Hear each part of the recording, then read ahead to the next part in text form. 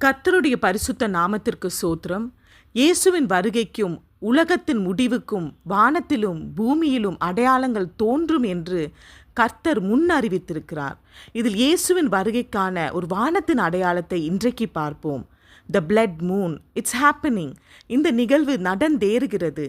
இயேசுவின் சீஷர்கள், இயேசுவே, உம்முடைய அடையாளத்திற்கும் வருகைக்கும் உலகத்தின் முடிவுக்கும் அடையாளம் என்ன எங்களுக்கு சொல்லும் என்று வேண்டி கேட்டபோது இயேசுவானவர் வானத்திலும் பூமியிலும் பயங்கரமான அடையாளங்கள் தோன்றும் என்று வெளிப்படுத்தினார்.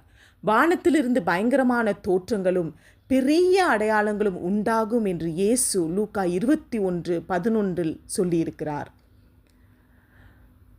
அவர் 6ஆம் முத்திரையை உடைக்க கண்டேன். இதோ பூமி மிகவும் அதிர்ந்தது. சூரியன் கருப்பு கம்பளியைப் போல கருத்தது.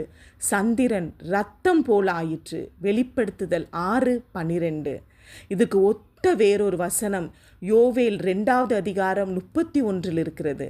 கர்த்தருடைய பெரிதும் பயங்கரமுமான நாள் வரும் முன்னே சூரியன் இருளாகவும் சந்திரன் இரத்தமாகவும் மாறும்.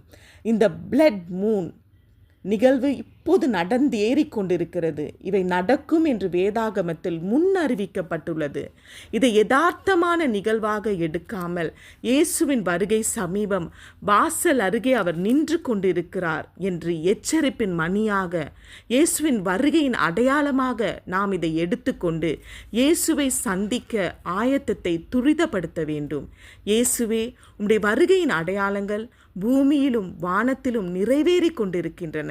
இது தினமும் செய்திகளின் தலைப்பு செய்திகளாகவும் ஹெட்லைன்ஸாகவும் உள்ளது. இயேசப்பா, உம்முடைய வருகைக்கான அடையாளத்தை கண்டும் உணராதவர்களாக நாங்கள் இல்லாதபடி உணர்வுள்ள ஒரு இருதயத்தை எங்களுக்கு தாங்க. பரிசுத்த ஆவியானவரே, உணர்வின் ஞானத்தின் ஆவியானவரே, இயேசுவின் வருகையில் ஆயத்தத்தோடு எதிர்பார்ப்போடு நாங்கள் நிற்க உதவி செய்யுங்க. இயேசு மூலம் ஜெபிக்கிறோம் நல்ல பிதாவே. துதி, கனம், மகிமை இயேசு ஒருவருக்கே. ஆமீன். அல்லேலூயா.